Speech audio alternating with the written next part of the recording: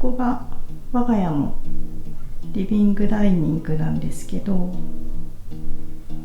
10ヶ月前と今とで変わったところは、まずこのダイニングテーブルの位置なんですけど、10ヶ月前は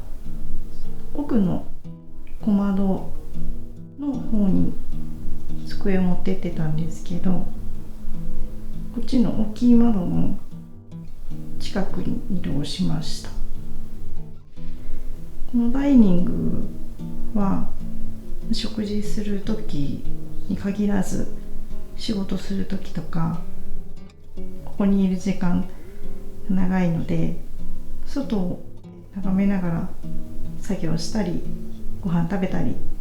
できたらいいなと思ってこっち側に移動したんですけど、すごく良かったなと思います。それからこのダイニングテーブルは引っ越した時に木材の一枚板を買って、そこにこういうアイアンの足を別で買って、で夫がこれを組み立ててダイニングテーブルにしたんですけど、買って足つけただけなので、